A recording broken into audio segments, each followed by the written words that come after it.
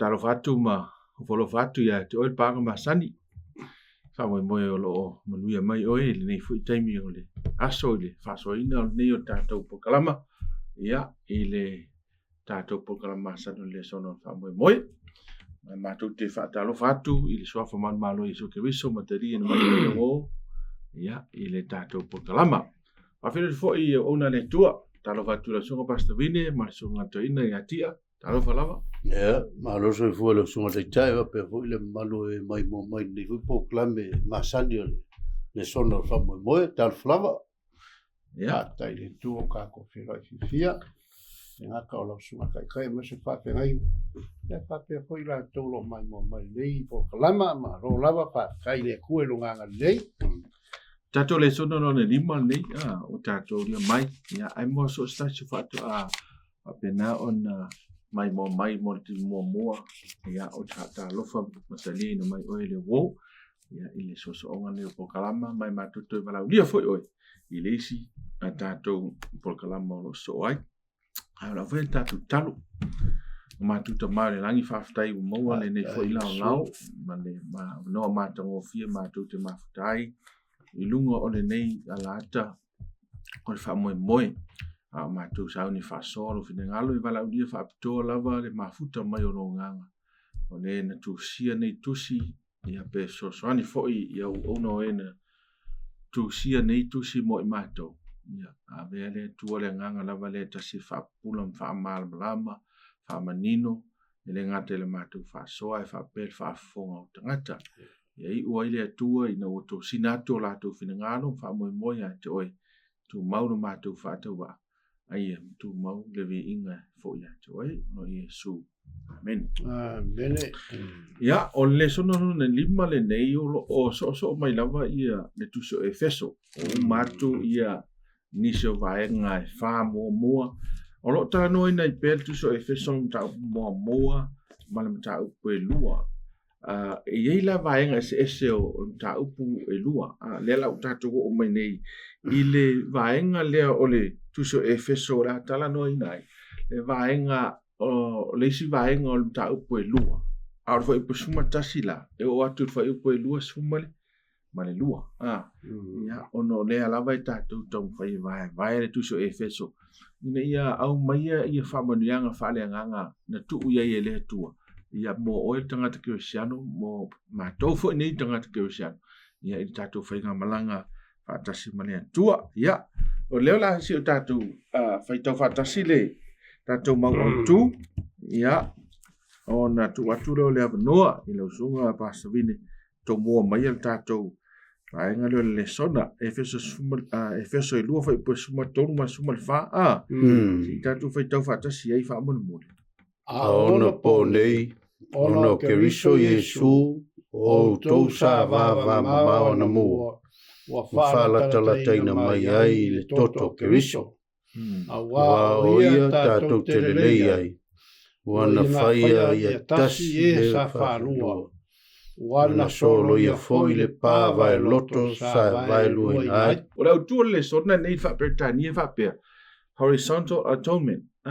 Ia pole tong nyola lea e launga tasia mai lava tatou po waia oi po le utaia po le leni ia po le tangata ese lea e whaingoa I tusia lau apostol tangata onu ese ia po e for sa mo po le tonga po I lava e launga tasia tatou tong nyola lea tua ia o le sa tauro ma le kalesia le almen faia sa tauro I le kalesia le tua le fa toa fa vai ne le afirma le kalesia le efeso yo ina le la mai ne tatou le sona mo le vai sola nei lo suga au vide ia vena sa no mai to mo tatou le sona le lo le to e tu si le ku so fa punga mo mua ia lo ave paulo e fa taui tangata foi onu ese le wa mo mafuta va tasi matangata Israel matauli o le vale pe foldinga mai tu lima mai ai sala elu tangata nu ese pena foi tangata nu ese tangata Israel mai pe sa fai ese pa foi le vai ia malele le ia le va no foi e o ala o ku le kalesia o tupu ya le me le fitu ya I ma tusi lima I sala elu I tangata unu ese le lo fe me fam talanga le apostolo Paulo pe voila na meta to tu ia ole tongi ola le e ke ia ilo ma ia le kalesia ia uangi ko fa pe le tangata unu ese a me o tangata ese o ese ia iutei le ai o le tongi ola le nga fai e ke visu e tu so mai tangata o le kalesia me la le ko fa mamla mai Paulo o ngi ko e fai nga me o kuskusi lima o risi leisi le anga wa uma o nga fai e ke visu nga luenga le anga sa va ma o to tangata nu ese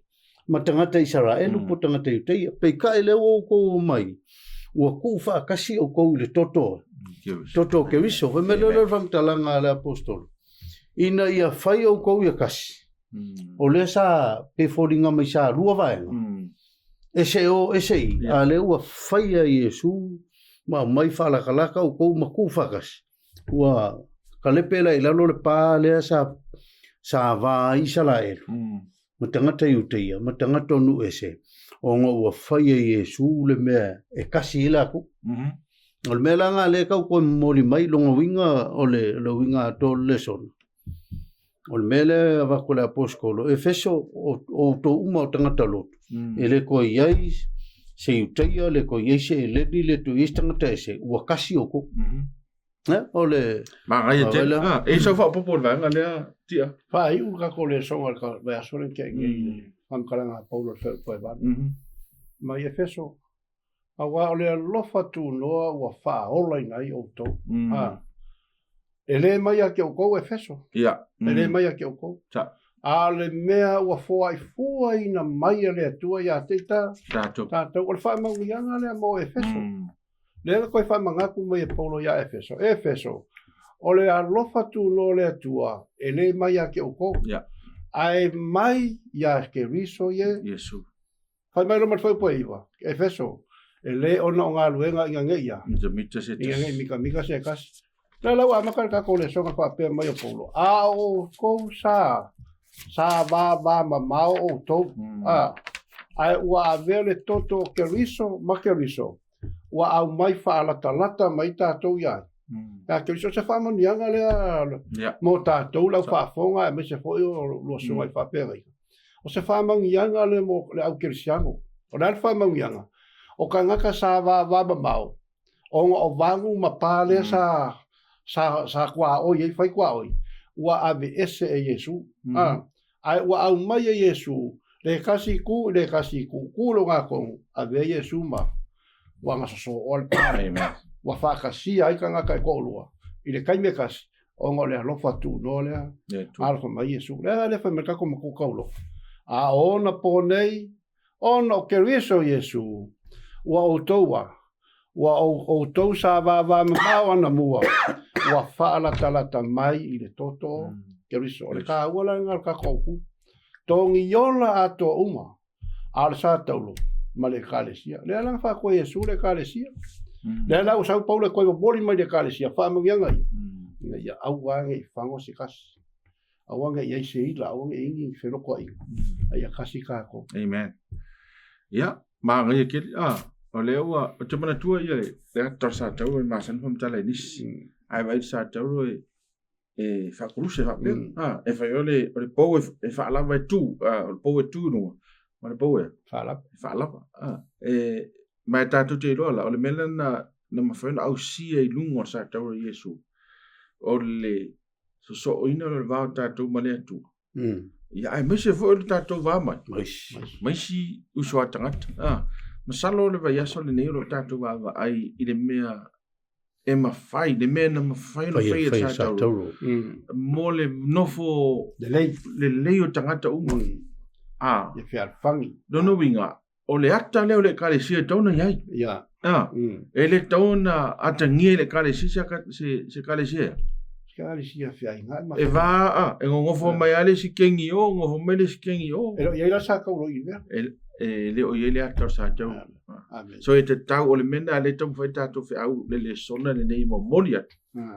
o tātou sa va mau ta tele ainga tas ya sa masalo pe atala ngafa pe kau ya akam ai fa sa mo ai ai fa pena fotunga le me moia o tātou wa mai fa tas ila ingole tu ono ke viso mai le te taunta to o mai fa pe mai ma fa pe mai e sunga vinge ia wa o siakari ia au ape mai ala sunga ia ke sa vo e mau manu le e me nei lalo o mole o sa tau mena le tupu i le kalesia e o mai le au iutaia fa mai o tau e fa pito na vala wina ele tu ai o mai fo tanga tonu e se la to e fa o la ina la to ingalu so le ala fe le fi na ngale ia le ala address e pol fa fe la ngo fo e pol le ia le o mai le fi au le o Yesu o tu fa tasia tato ale la tato me tu lo fa ola sunga fua i le fa le lenga po le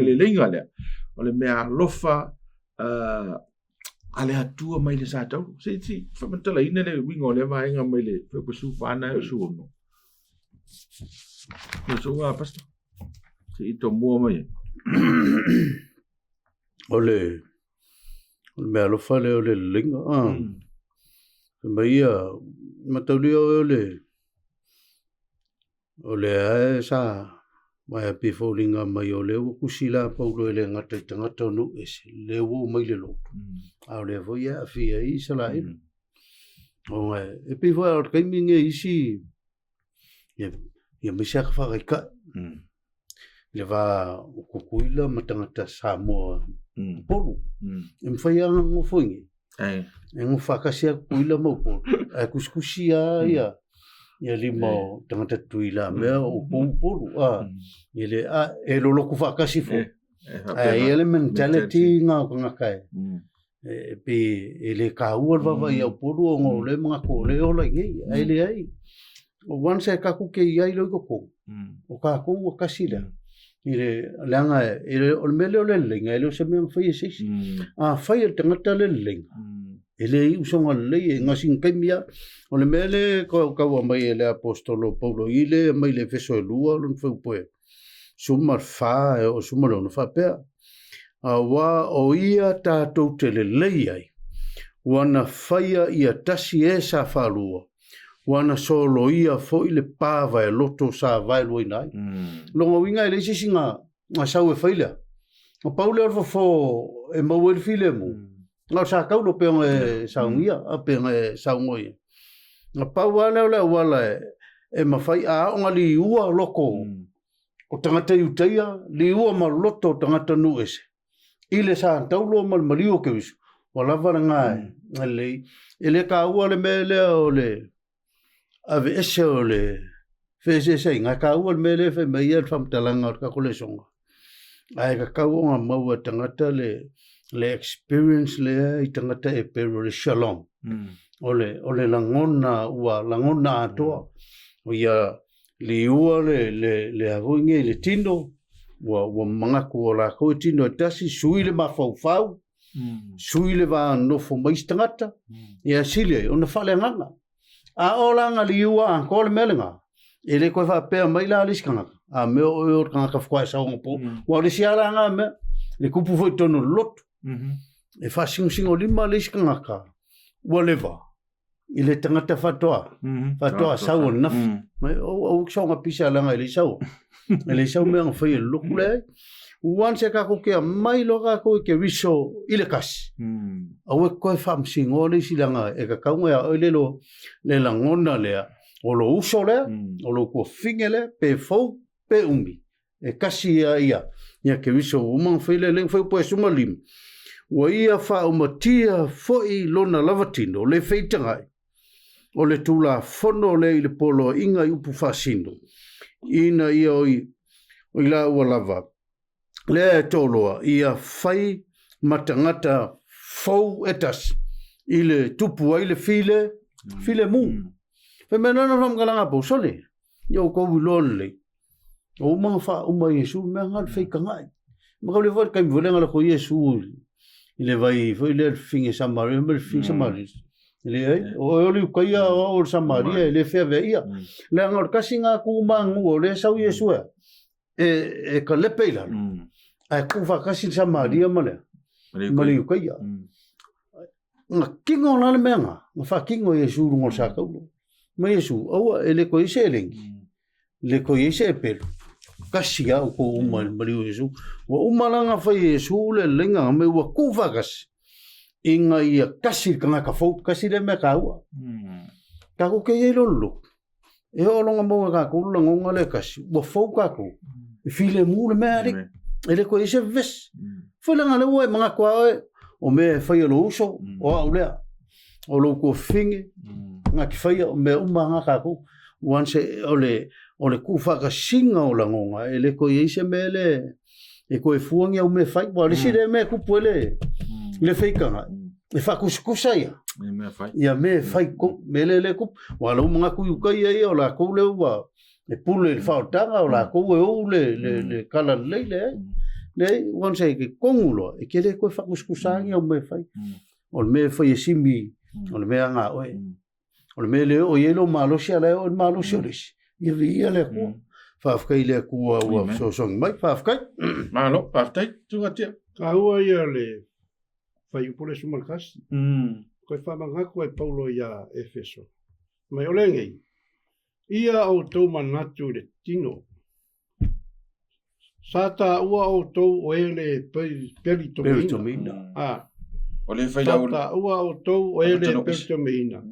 O ila tau o ta ua peritomina i tino. Ua fai ale lima. Koe whamanga koe Paulo ia Efeso. O ke local mero sa ngal fai fia. O le mea nga kupu. Ma fuanga nga kusi mai le kare sia koe whamanga ku mai ia Efeso. Awa ko ke fai kio. O ko sa ka ua ko ka nga le mama o le unga le upule peritomina o le fa mama o le fa mama mai le kingo inga ia vea o ma ka nga ka yu ka ia ma o le lau ko fa manga ko Paulo Efeso o ko sa ka ua ko ka nga le mama ale kai me kas e ka ua o ko ka nga ka yu ka ia o ka nga ka mama wa uma ona peritomina o ila le va le va o le au le perikome inga. Mai la ko ua uma o perikome inga, le au le perikome inga o le au US. A le perikome inga, o ka ngaka o le kua. Mela le fai mai a Paulo. O ko sa ba, iau ko mangaku le menga i Efeso. Iau ko mangaku le menga. A nga a vere maliu Yesu. Le ufala kalaka mai o ko, o ka ua i o ko o ka ngaka. Mama. O ka ngaka mama. Ua perikome inga, wale perikome inga la le kingo. Ai perikome inga lea. Le loko longo inga ia faa mamau kako wa. Kako loko le fai mai rol fai po suma lua. Mai fai po suma lua. Ona po ia. Sa le ia te o tau ke riso. Sa tangata ese o tau i sa uniga o lea. O le malo i Israel. O tau o tangata ese. Foi i wheangaiga. Ua iai le mea ua fora ina. Sa le aiso o tau a faa moe. Upu yang ku usawa e Paulo ia Efeso. Efeso sa le aiso ko fa moe o ko sa fai makanga ese. Awa avere fe au ia Yesu Keriso sa kaulo le Yesu Keriso. Le o ko mai ka ko fa laka ia Yesu. Ave ai ka ko makanga kas. Ole mera le mga e apostol le nga ia Paulo Efeso ia mama ko lo. Ma ia ka ua o ko o ka ngaka ua fa mama inga i le toto ai. O Keriso o ngā vea lola ia, mamale loko le Efeso, ese mamale loko lea, o le kua, ko wakasi, wa ia ke riso kako. O se vaenga la le vaenga la kako le songa, ambia kako. Ka ua ke le kua langa whaol kanga, ai silong kau le kua langa ngaka, ia whaole. Ka ua mele o ka ua sunga toina, wa pia mele sa kalia, i kanga kai vem kanga kau le ngu o le kua. O le peritomina, makaudia la o e lewe mai pou. O konga ngu ese.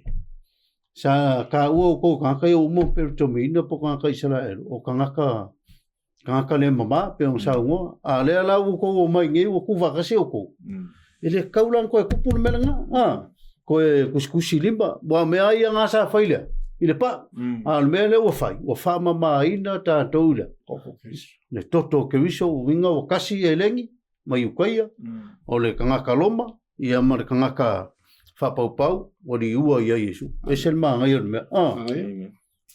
ya faftai o leo manino vai ngai lu ala ngai vala ye tumna ai failo e lu i tu nga tanga tita no ai po o tanga tanu ese ma tanga te uteia po tanga te lu ta o tanga tanu o le tua ona ia le vale mana tua e pensa no ko sunga ya man tua la usa Maria ya mo afkas mo kokolua totolua are vai ngana le kan oi poloi o ka ngu ese mo ia so ele se la kopi kanga maga ka yukai so ko ke le ora kau ore kau ki mi mai vai mo la lo ia ka yukai ngai ka ngu ese ia ai fa penga fo ia le fia ko va mo ka ese e va ka uli ka o leta tu te no me wa me tonu ai o le tu pure ka si wa levon ta tu lo levon ta tu te li Yesu ai mai tau winda la vai tonu e karesia e tuku amene ai sia e ma fua mai lai ole e tau te toyo ai fa mai ai va ai fa talanga le pe anta tu vai mai le sona lua male to ia ke riso wa ma fua ai ia ke riso wa tatu to la tala tai fa mai la ia foi posumatas nem tau no sungatia ele o ngā luenga ele te ia mai e Paulo mantua Paulo el profesa vai Paulo ele o ngā luenga ina ne imita se tas e kukusa le ia le lua le ole au elengi e amoi ngā luenga e kamai ole au yukaia ole la ku skula fongo e fa moi fo ia e mo fa alka ale la ka le pe mai la fa mai le ma so me nga mo e o kula leola so naro le mo ko leola ai saua ki fa moi mea e ke saua mo lo nga ke fia sili e sidia ko ai ku sai le mo ya ke ole nga ngol ko nyola le Yesu le nga fa ia mo tato so mela na tona tato va vai e to inga tanga te to lua le e o mai mo la to fa o lunga to no le karesia e taun te le pela e lela me tato le vai mo vai non tolu le po le aso lua e foi po su fama su lima fa fen te le pela lo ia le pui la yo ya si to no me ka ua kere me le usa ua lau sumar kaika leanga ole mea le kama whai le kua e au mai ka korolan le mea le ole le inga le nga wha maa lose e kau kala pou le met whai pasu wha a wā o ia tātou te le iai ole mea le mga amia le kua i langa i kare sia le ka ua lau sunga o le mele mga mia le kua i ka ngaka o le kua ia kasi o la koloko la te siri fa fenga maua le mele o le leinga fa fenga maua e mafua ka ko maua le ngala nga Yesu ma ka yo lima fa po var amu ia e loko mama e mafua nga maua ka ko le me ka o le leinga o mama ka ko loko ma ka yo lima fa po amu ia e loko maua lalo a wai ola ko le le malo le tua o le mele le si le fa fi ka uri nga ma fa nga nga paulo ka fa yo paulo fa le ka nga ni le anga ua si i ar pikola awal ka nga ia ke lo le kala le si ka ma lo nga fa ya sa mo la ku li si le ba anga oso al pasi po le ka vale la kiki sa fa le olo alu ya pia e o fo vai mai fa le sa ola le mo fa le sa ai le o lola ku lisinga le mera ku pu komole au ke sia o le mera le fa ngai la poskola po e ke lisiango la unga e o le lo o fa pa o lo ko la le mera le vai paulo ia ka ko manga kua o ia o ka ko le ai o ile ia le fa singo ia Yesu e sau mai le langi au mai le ia le ia ka ngaka ia se ai ngai o le kako ka lia lao Yesu e whai maali ma wha ole a kako kia mawal mele o le alofa a kako mawal mele o le alofa mawal mele ka o le leinga le leinga whai mai e whai makaranga a yoange le mua ka upo kolu e whai wha a whai e le o iai kako le kua o ia whai ka o lo ia kako le kua e loa wa iai tātou le tua ua kako whialo Ma le mga mia le ko la fanga. Le mga mia le ko kanga ka uma o ka o kirsiango. Ia mamalo loko. Maua loko maulalo. Ke kalia I whaafi kauli o lo uso. Kalia I whaafi kauli o kako kai. Kalia I whaafi kauli o lo ika mai mea mai Yesu. Iau kou wha manguia aku iaua. Whiku mai a ke o kou. Iau kou wanga le lei aku. I o ika mai a ke o kou. Le mea ngā le mga amia. Ai ar kai wike e ika mai a kai ka whakai. O le kauala le kau. Le whai mai Paulo ia Efeso. Efeso e ka kau o ngau kou le lei. Lei mau kou uso. Aisea. Le anga le wasau Yesu e mai le lei. Whakea la ka kombole le kalia Yesu yo ka kou loko. Ta ua yo le mele utatu oi o le utatu o mai vanga le o le solua mana ilo solua ti ale u fa vai vanga le a o le vanga le solua ile le mele fa vai polo tale pe la wa mantu le o mon fa ya tu la u tai fa ya tu la wa no ese a ela le mele tale pe la lo sunga pasa se so no mai il vanga na fa pa ua yo le vanga le ale alu ese lalu le pa le venga ki lo va ai pe la vai kai le venga ki lo vai fa pe ale ese le pa o le pa le sa fai I le va lo va ngai o le kuskusi limba ele ma fai nga ki sa lo va ele sala elu le o le po le pa voi le fai ngo va pe ko fai long tangata I si ku ma fai no ino ai ele ma fai la nga ki va ele va ngai I sa taro ile Santa Ro ke viso langa vai langa le lo ku kap poloka mai langa vai ile tu manga le kalia isala elu ia tangata no se vembele le fai po suma lima e wa se si fu fuanga le melenga fai Yesu o le sawo Yesu e kalepe lo pale ia ese le fe nga ile male fe kusi lima ai aki le va ia tangata umai lisi ngaka ia malama lisi uso pe pelu pe eleng o la ko lava ia kusa la va ia kuyo o le kangaka nga fai ele tua ia kusa foi le va le lo va I lisi kangaka va pe foi lisi ngaka ka mela nga le fe me lo psu lima wa ia fa umatia foi lona lava tino le feita ngai o le feita ngai e ma fua mai le feita ngai o ngā lai mga kua le kangaka ia ngā o la kou fe me le fai upoe il songa o le tula fono lea I polo inga I upu fasino ina ia liliu e ia lava lea tolua ia fai matangata fau e tasi e tupu e pile mu I le mele ku o sau Yesu e ka lepela le pava e loko lea a ia a mai le kangaka e whao matia le pale o le feita ngai ai a mai le langona le tasi ia inga ia langonga ai ele ese la ko kangaka umana whaia e Yesu ele ngata tangata na whaia le tua e a nga ia ile Santa Ro ke viso la ko kasi ia whai mai ole vaenga lea wa le sile ma wa fa una se tangata ia fa pusulima le fa upule sulima wa manatu e lo tangata o la fa singo fa mtalanga Paulo ile tula fondo fu pega ko va ile le ku so Efeso e o voila ku la fongo iva mai Efeso fa va po lusumali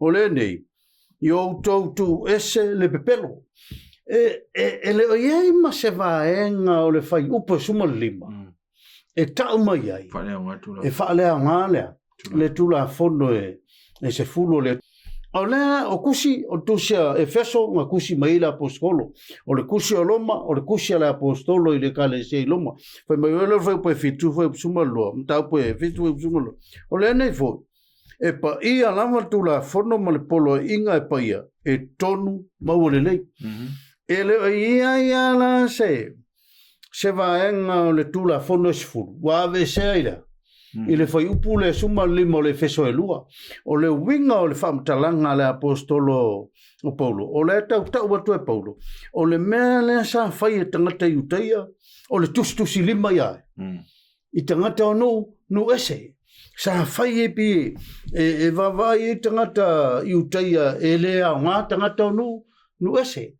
o le tulafono o le si foi me le fa sino ye le famtalanga le apostolo o la tau tala I tulafono fa saudiga ai le o tala no po I nei I se tulafono sfu a me se le ta ua le pertomina le sau no man tu pertomina foi na tulafono fa saudiga vaenga sa talia ile tanga te tono le tu fa yutea so tau te va ia le si mango me ta noi po tato te loa, ele o tala noa Paulo isa. Le tulafono is ese tulafono le tala noi Paulo. Tulafono le tala noi Paulo, tulafono le ae le foringa mai ua wha maurununga I. Whaire pa. Nei lo latu tangata, nei o latu usoa. Tangata tapua, ele tono lot. Tangata ia no ese. A wafo ila ele I whaia I tangata no ese tulafono ia sa whaia toi mo se la vaanga le whai. A tulafono e sfu, o tulafono na e mo tangata uma, tangata ola uma. Ai langa ele I whaia le vaanga le o tangata e leni manu e se tulafono whasauninga. Tulafono tonu a ngare kalmo I pūru. Le lenga whamaurununga le vaanga lea. So whamani nonga le vaanga lea. O le pālana, o le fia sau dano. Le fia sau dano. Ya. E pia kua tau whanga sau whapopoleki. O le pāle ka mo whai lapo skolo pou le kau ia Efeso. Me o le whaikanga. Le ala mafuanga le inga kupu le mea le o le whaikanga. Sano le ea sesi o whafonga mai ma. Whalongo mai ka kopol kalanga. Kasi an mafuanga le inga kupu le mea le whaikanga. Mafua mai le loko. E le mafua mai le mae pe lima pe u. E mafua mai le loko. Mafuanga wha mai Paulo. Ia whaamama ko loko. Mele ngā ringa mani peritome, o peritome, ia fia I loko mma, whaamama. Ma ia mama ko loko. Efeso, ia mama ko loko ia Iukaia, ia mama ko loko. O lala me ko sololo, lalo pā ia. A kupu lale mea ngai ka ngaka umwa, ua ia Efeso, ma ka ngaka umwa ese wakea. A kupu le mea ngai ko kongo lau kirisiango. E le koe whapea mai I o mākou I a o kongo, le ai. Aisha. Nanga le wakasi o kako loko wakalia Yesu nanga sawa kingeia le kingeia le pale o le pale maka ia li la sunga losu o le mele feikanga o le feikanga I lo uso ia fe ainga o le mele mako fo ia ika le fa mai ku so fali nga lo sunga velocia o ika fo le ki apolo la le mele ki apolo le fa e sa fa fe ainga I le fa nga o le ele sa ki apolo me se file mu mafuanga le wakele I loku le lalulanga. Kele lau whakoko, aisa, sisi arpi ko launa. Wa alwa o le upule fai mai le kula fonga mai. O le kula fonga fa singo le fai mai fai upu fai unga fai pelimba. Ma ngai fai unga fai pelimba fai mai. Inga ia li liu e ia lava le ko olua ia fai matangata fau e tasi e tupu ai le file mu. O le winga le kula fonga. Kula fongo le se fulu. O le winga le kula fongo se fulu. E a o le kangaka. Inga ia tupu le file mu. Ma ia kupu le alofo le tasi le. Le tasi langa o le I o le kula fongo. O le lofa. Alofa I le kua. Alofo I lo kua oi. Ma ua le farfang. Le mana ia tatu fasoa le langa e.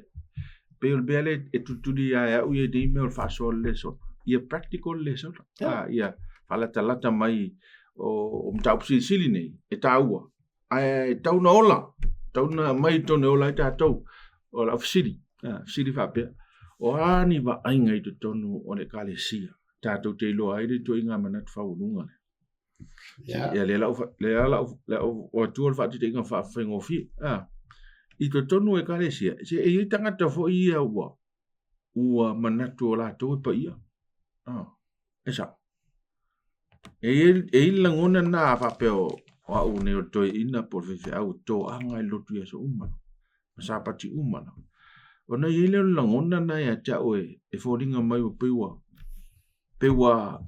o e vai mo lalo ile si tangata sa saude do esa fa pena uman mele tupu I tangata yu tai wa fo ilanga na yu tai ala vai fai ai ia sauninga ia fa mai le fenga tu o ila leta no tato le tato fa sol ni le so e te tauna ve ese langona na yata to me to fo to le ano no fo tangata I tono le man le Jerusalem le fai ko mal mal matongo fi ana no futanga tina e no foi fa futanga ta no ese ele la kala kai du mal mele memo ele ngata tanga mau tofi luma so o tuai ta malolo a o fa fo tula o fa finema tamaiti matanga tonu ese so atato no fala ma fa tula ngal mele o mai ala i utai malato mentality malato mafo fauna o la to waya o la to wa ta u i duma o sirfanga le tu ta u foi la to tonu le kale si au sanga ta umala si umanga kau kala ku ko inga ya kau kala mai ya mai langona na ta tu te vai i tonu le kale si ya i lava me fa pe lo tu le kale si mai ole lu imotato pole ala vale me tasinete mana twa fa ulunga fo ile ilishu so tangata totalepe olo tofi one to angalo one na o e mo lunga lo suwa ine to one te o oina o me ele me fa yona mema ma pa ye ta tu fa va yuti ai ya e kai me kasi lo sunga le ma nga yon me le kau kala i polo fa sunga le o fuala kanka o fuala me le solo i o pa ma e se fika nga inga i a vea lo kanga ka fo le mai i do pule fo e lo la kanga ka fo wa suia o nga winga le anga le sai winga fa lo lua winga fa mawalunga winga fa sausi wa ave makanga ka fo wa ia ile alo fole wa le fam kala me to pasuma le ongo le mai lo polo pasuma le ongo wa mai ma ia fa le leia ma le atua e sa kofia sa ko lua ile kingo e kasi mai lo fam kala nga polo ona ole sa taulu ina ia fa umatia ai le feita le ane le kam fai polo e lu ile kalesia ongo le mai le mo wa ile kalesia ole feika ngai fe ai ngai fe losi ai ka ua ia fe au le mo ka o se fe au ale mo au i lo i kongo le kalesia ma ka ko i kongo ka me se foi kongo ka ko ai e lo ko le anga le si uso pa penga foi ko fafi pa penga foi fanga e ingo le si fanga o le ale akale mai polo fa uma kia fe ka a ver ka a ver a uma lo e se fe ka ua lo ka ko ka fo le fa mai lo polo o se wa ya ke riso olea kanga ka fo wa ma vai a ku me kwai wa me kwai fe ole fa ole i kai ka ngo fie ole a fo ingo fa mo lu o fa sa usi a wa ve ma kanga ka fo wa ya fa ya le kula fo ngo le kwa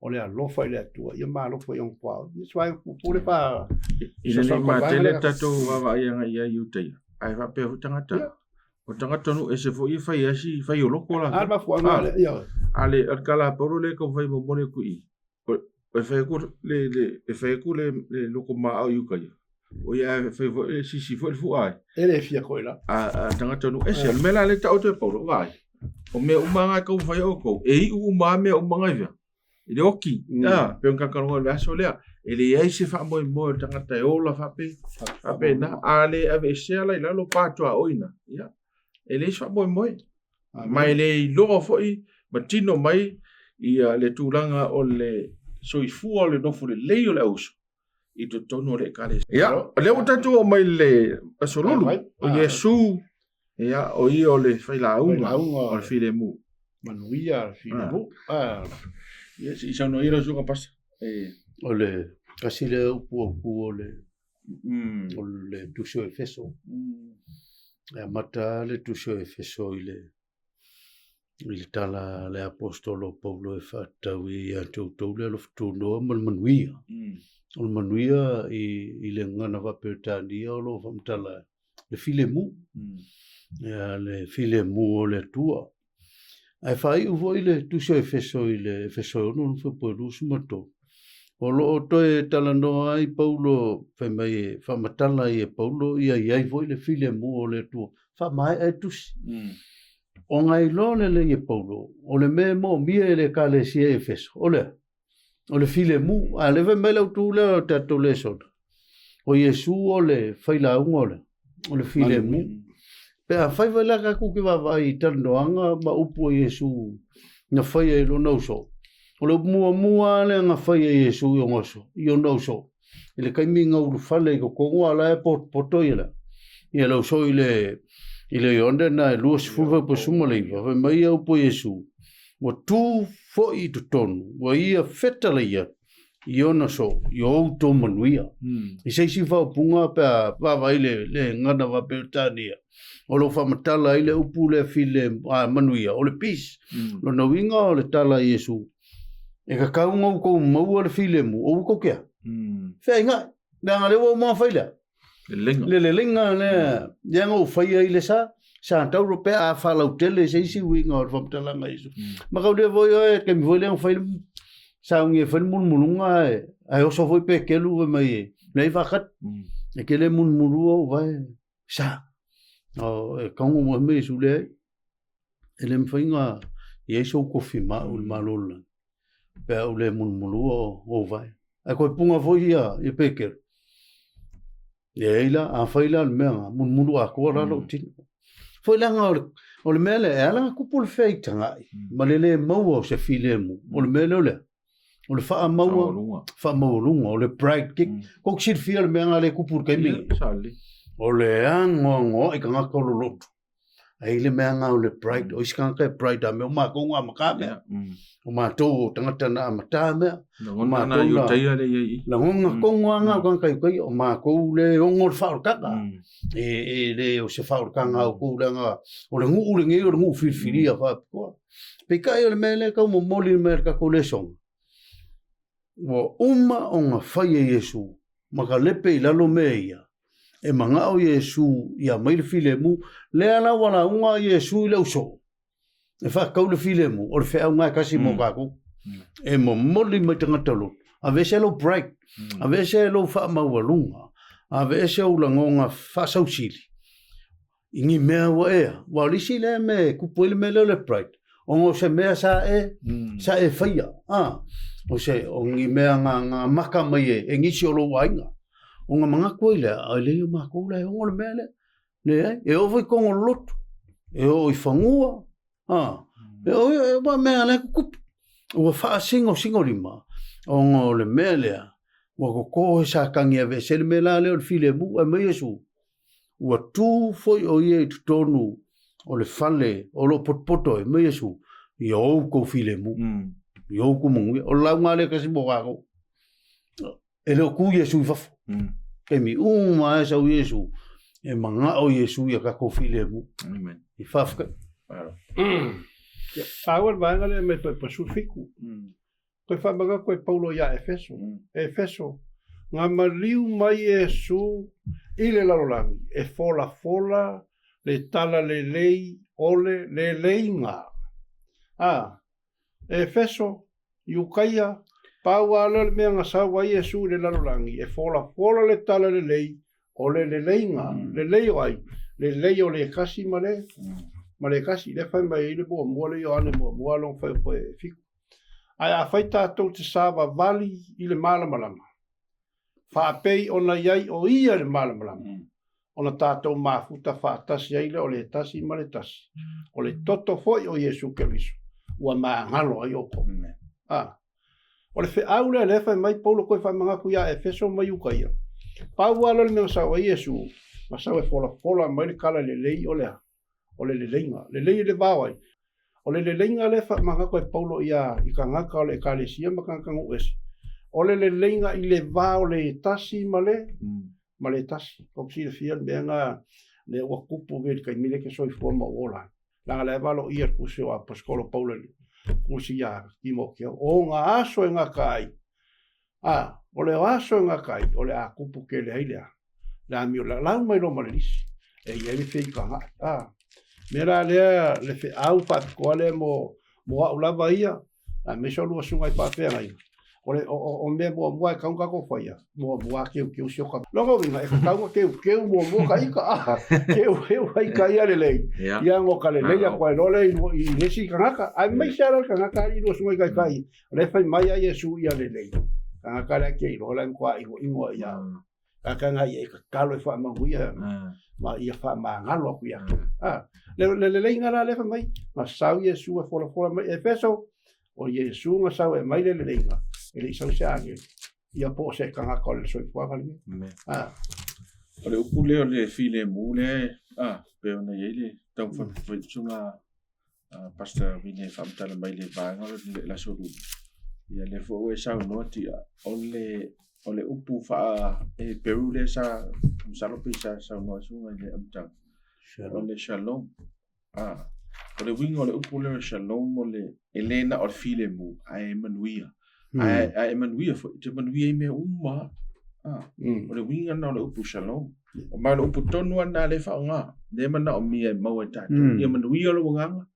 Ia e file mu ma Emanuia lo wanganga o le fisini. Whape ila le Emanuia le tala noa i o ane sufa whai poe e lua suma fitu. I au tō file mu, i au tō Emanuia. Le ale winga o le mea. E sa o ila lau sau noa. Whape nei e ele lea le loto tangata. Ele o Emanuia. Emanuia. E sa. Ele mo fuse le lenga. Ele mo fuse le lenga. Ele foi mos file mu. Fai ele lea lo loto lo inga ele i wha maina Yesu. Ele o maua foi o ele loto. Ia, olo e ola e te. Ele o mos file mu? Mai e sa o alaltana. E maua o ele loto ita. Tele o Manuia. Pe te whai mai e tele au tupe, tele o whailonga, tele mea nei te maua, tele au o file mu. Ai te nofo i te ita i leis tangata. Ele o Manuia. Tele o Manuia. Tele o maua Manuia le tala noa e Yesu. Amene. Ele o maua ta tau so. E le whapelanga o fuatia ta tau le Manuia laulangi nei mea whalaulangi. Ale Manuia le tala noa e Yesu. So, le angal tangata e sene ma maa loto. E tinga ana whai atu tangata me a te oe te. E te fia, e te nofo. Langa fo lau Manuia longa. Tu ele le pese fo le tangata le tusi le pese le it is well. Manuia lo loto. Neo tangata na tupu ai me lo na inga. E oti spafo. Oti lo na tolu, oti lo na whanau le vale na o ai. Ai tusi la lo tamā lo le pese fa mai. Manuia lo wanganga. Manuia. O le Manuia la lea. E se mau e tangata ke visiano ni ora po e sawa. Ai ta tau na tau au si tātou ia mau e tātou Manuia lea mai le mwhaina mau e tātou Manuia lea. Ia whapea ele o whawai a Yesu lo o langa. Ia ma mea umolo e whai e soifonga. Ia e tani ele Manuia leo whai mai Yesu e fufu mai Yesu mo tātou. Ia nu whai ngō whiano nu whai ngā ruenga le tautar noa iai o le lenga. Ma le ola whai alwhani. Ma le ola loto e tasi. Ia o le kalesia leo tātou whai uina. O le manu pa ia o le atua. O ai le manu pa ia. Pai kawa kut fai pule lo sumalua. Mai fai pule o tau foi wati na e whaatasi o tau ia te ia e le anganga e. I le anganga e whai mafio anga o le atua. O whai uia paulo le kalesia i e feso. E feso, iu kaia. Ka ngaka keri sianga o ma. O kou ngā ki ngae. Se siri oi ngā ki ngae. Ngā ki ngae e le na sau e au mai le leinga. E le na sau e au mai e solo ia pā. E solo ia le feika ngae. A ki ngae lola i o kākou. O kākou la, le whasingo i o le malu o le tua. E le a fio le a kuangi malu e whai e rimokanga. Ai a fio le tua i a kākou o ngā ia ngā whaia i kākou ma fua kākou. Ma fuanga ngā le ua i la unga Yesu ma kai o lima whai upo e kolu.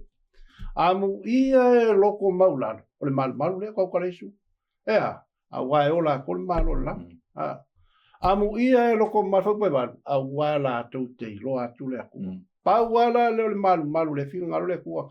Ia wha mama keu. Oa. Kako a ole kako maua le anganga le kasi o kako ka lia o le leinga ka lia le fio mai Yesu e mai le kala le leile solo ia i pa ia kako o nga kasi lo le kalisi kasi le lalorangi ka penga masaui a oki le fio mai Yesu e ka penga Yesu pe a fio mai a oki le ka penga mo Yesu o nga ka penga lo le oia mo le afi fava pa lua me ele lo loko o le afia fa va ya wo au ke ni sala mo ai mama lo loko mo ka ko loko mo ka ko sala mo ale ya ka ko le ola ya fio mai es ko ka nga ko le ai ngole i se fa so ko le wale fa i ngol ka ko le so dai ma lo fa so dai so ga pasa ole kalesia le tau mai po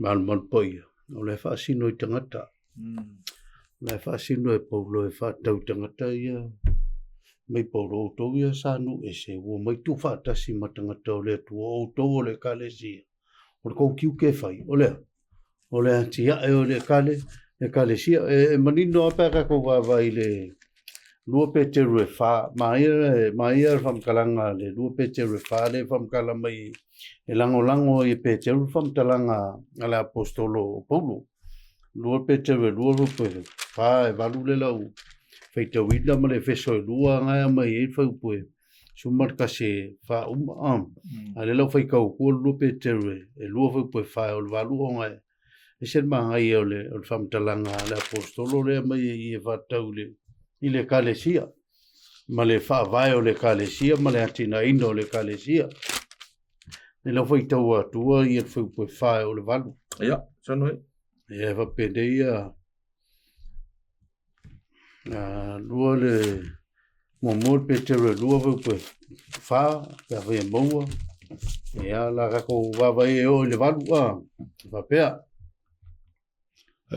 oe lua peter mo peter lua foi po fa o le vat mo peter lua foi po fa o le vat ya o le nei oe tau sua i lantou wa falong tata i le upu na tau fia na tau fia fo i lantou i le lava mea oto o le tupulanga o filfilia o tupu maustaulanga o le nupa ia ma le nuua na whatauina mai ina i o tau watu le na ia vala uina ia te utou na i le pou liuli o lava i le malamlama e matua ofo ai ka uala kako wawa i le vaianga le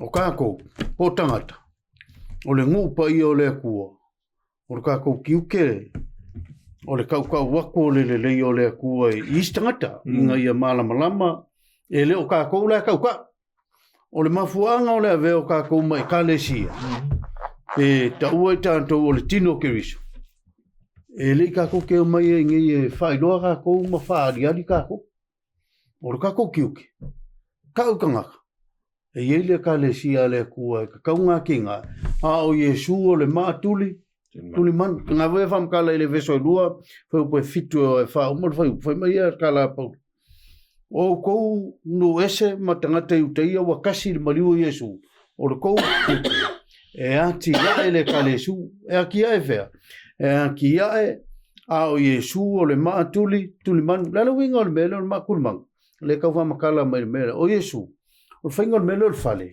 e ke le kwa faulo fale faue ngoma se me ele mele faunga ne tamu e ka muta le meta o le profile o le koso wa e koso e nga koso la e fu ele ma ngo e fa sao o faunga fale kami o le no Israel pe ka ko va e fa mo mam pidiki e nga osi mai le kwale ma e ia la le ma tuliman e saika ia le il fingol fale e sao le fingol fale e fa penga umana le mele fe mai fa mtalanga le aposko o ko kanga kalo ele fua o ele iskanga le istanga te lotu ko ke lol mele ali fa le ko ia le lotu iskemi makanga ka ke le siango e fua le olo le iskanga ke le siango lungo le iskanga ke le siango a se la le iskanga ke le siango le ke fua i le olo o nga se voila ave mai fua ia Yesu o le maatuli tuli manu ka ko vala winga ele ku po ayo po skanga kukuila upolu savai po fe ke ai ai ka ko mai loi ka ku ke tia ele lot ele fua i se nga luenga le e fua ile ma tuli manu ke risol matul man lo winga le sao o lo wolanga e sao ia Yesu o isi kai e fua ngai vai fe ai pi o lo vai fe E pio fo. An mea ngai mo mi ngā ruenga le. E aki ia e le ngā ruenga ke riso Yesu. O le malula. E fua ia Yesu. Kako me fai. Kafkai. Ya, o nisi siri le la ko siri ko ai le nga kai do sunga o mai mo mai fo. Wa ni mea, wa ni pa. Oro e fa wina I lo na tata. O whenga tae ona e a apati si o soa tata. Whenga pala ia tatou ne le kalisia su. Kweke mai. Wa ni tatou pa e fa ue le na ne fi man tangata ia tatou. Tatou mapo tu la fono tele po ua. O tatou fia pa ia tele. So o me I tatou te vava ai anga iai. Peona e sau noa, o le lofu fua le oi whamasino fua le sia. Le sia usua tangata e fua I lunga I lau oi a ia wa ai. Ma lau oi ia malau manatu le iai. Ai, ia te alo vai, o le whai unga o le tatou le sona le nei. A le sao le vale o oi ma le atua. Vertical, le vai lunga. Ele sao ko le va oi sa. Va oi Malaysia usua tangata. Ele maule ata tau fa pe ata le pelo pai. Ia na ofi me role o mea. Wa pe on mena le tau e ko I a ka le pelo pai ia no winga ofi mai me fa pau ko le kale. Ale si on mana tuanga tatu ele ai e se le pale ele o tale peina tatu le tula. Tula fono le ai ele tula fono. Ai o me ho ia fai ai oi pe vola tula fono yukai. E fio me Yesu. O fia se la o se la mo puku la fono fa popo yukai ngona. I kula fono le tua. Mena na e melanda. O angi skula fono le o fa oi ma fai e mo vai oi manista. O me fácil. Ya. Melanda tona ai tau fai le me sili ia ma fai no fu le leita toma tangata uma. Ma wona nganga. Ya e lofa ma faola le si so ata ya fa moni me le tu al tato le sona ni nei tu la after tele lava I lo to mai mo mai ma fa fo mai mo mai al ma tu talo lava ya so faiso ya be lava ni ya o e sui ai le tu langa I lava ai I le fa kirsia ya me se le fa tilona le lo tu langa I le sava linga mane tu I le aso after it sunga pasta vini after it sunga tu ina ya tia mo lo taimi mo fo mai tatu talo le tua tu ina tia toi I el fai un le son ia fa penau ne fa munuia iai I le upu le wa ma to fa soa ia o ne pa ufu le tu lo ngalo mo le upu ne yasu ia o atu la to ai ufu ngalo mo fa mo ma sui ai ma to sina tu tanga to uma ya oi tu maulo ma tu fa to va ia mo lunga pelo vi inga fa va oro Yesu amen